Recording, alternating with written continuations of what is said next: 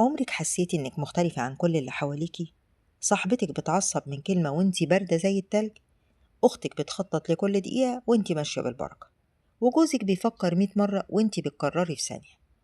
ده مش صدفة، دي أنواع الشخصيات الأربعة، وكل واحدة فينا ليها كتالوج وسيستم ماشية بيه. لما تفهمي شخصيتك هتعرفي ليه بتتصرفي كده، وهتفهمي اللي حواليكي بدل الخناق اللي على الفاضي. هتعرفي تتعاملي مع جوزك وعيالك وصاحبتك الأنتيم وحتى مديرك في الشغل. يلا نكتشف سوا انتي مين في الأربعة. يعني ايه أنواع الشخصيات الأربعة؟ دي نظرية بتقسم الناس لأربع أنماط أساسية، وكل نمط ليه طريقة تفكير وسلوك وتعاملات مختلفة. الأول هنقول أنواع الشخصيات الأربعة: الشخصية القيادية، والشخصية الاجتماعية، الشخصية التحليلية، والشخصية الهادئة. وكل واحدة فيها مميزات تجنن، وفيها برضو مطبات لازم نفهمها علشان نطور من نفسنا. أول شخصية هنتكلم عنها هي الشخصية القيادية، بين قوسين المديرة.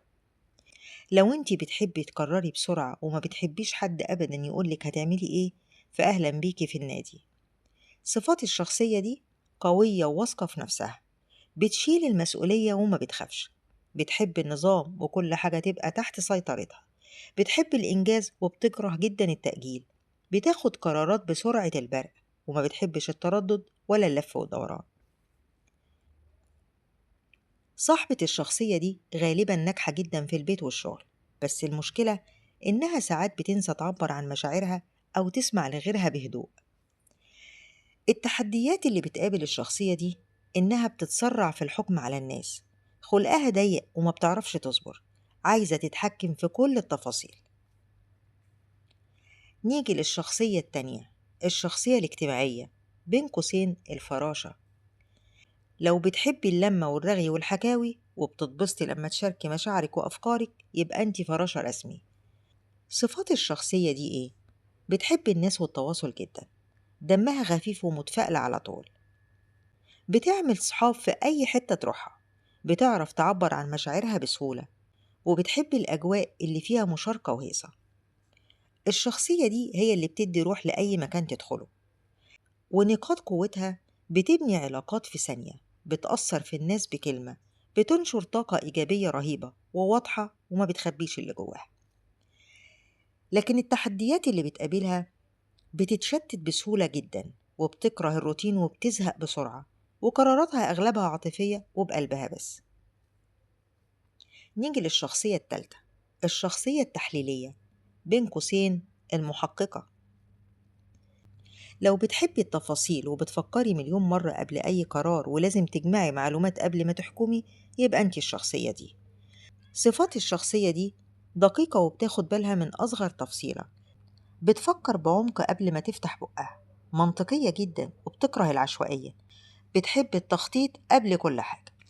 نقاط قوتها: تفكيرها منطقي ومرتب، شغلها دقيق وما فيهوش غلطة، بتعرف تحل المشاكل المعقدة وتخطيطها يودي للأمر.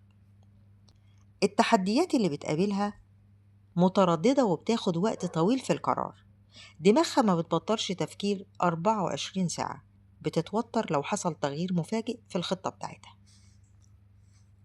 نيجي للشخصية الرابعة، الشخصية الهادئة، بين قوسين النسمة.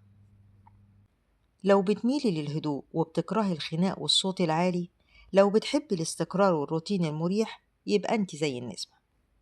صفات الشخصية دي: صبورة ومتزنة بشكل يفرس، بتهرب من أي صراع أو خناقة، بتعشق الاستقرار والروتين جدا، مستمعة هايلة، ممكن تسمع 3 ساعات من غير ملل، بتحب الروتين المريح اللي ما فيهوش مفاجآت. الشخصية دي وجودها بيريح الأعصاب، بس مشكلتها إنها ما بتعرفش تقول رأيها بصراحة. نقاط قوتها: بتعرف تسمع بجد، علاقاتها مستقرة وطويلة، بتتحكم في أعصابها كويس، وبتنشر هدوء في أي مكان. التحديات اللي بتقابلها: كلمة لأ مش موجودة في قاموسها، بتكتم مشاعرها لحد ما تنفجر، بتهرب من أي مواجهة حتى لو لحقها. طيب إزاي تعرفي أنت أنهي شخصية فيهم؟ هنعمل اختبار سريع وأنت هتختاري الإجابة الأقرب ليكي. أول سؤال: لما تقابلك مشكلة بدور على حل سريع وانفذه، بتكلم مع اللي حواليا فيها، بجمع معلومات وأحللها الأول، بستنى شوية وأتعامل بهدوء. تاني سؤال، لما تاخدي قرار مهم بقرر بسرعة وما ببصش ورايا، بستشير كل الناس اللي أعرفهم، بفكر كتير وبحسبها بالورقة والقلم، بحاول أتهرب منه لو أقدر. الشخصية اللي اتكررت في إجاباتك هي الأقرب ليكي، وطبيعي جدا تكوني ميكس من شخصيتين، كلنا كده. طيب لو جينا نقول ليه مهم أفهم أنواع الشخصيات الأربعة؟ فهمك لشخصيتك بيخليكي تغوصي في أعماق نفسك وتفهميها أكتر، وده بيساعدك إنك تتعاملي مع اللي حواليكي بمرونة، وتحسني علاقتك بجوزك، وتفهمي طريقة تربية عيالك الصح، وبتقللي الخناقات الأسرية، وبتطوري مهاراتك الشخصية، وبتزودي ثقتك في نفسك. طيب سؤال مهم، هل الشخصية بتتغير مع الوقت؟ أيوة طبعا، كلنا بنتطور مع التجارب والنضج. ممكن تبدأي شخصية هادية وبعد الجواز والمسؤولية تبقي قيادية، وممكن العكس. المهم إنك تصلحي عيوبك وتقوي ميزاتك علشان تبقي أحسن نسخة من نفسك. الخلاصة، مفيش شخصية أحسن من التانية، كل نمط ليه جماله وقوته الخاصة. لما تفهمي نفسك هتعرفي تفهمي اللي حواليكي، وهتبقي أهدى في التعامل مع اختلافاتهم.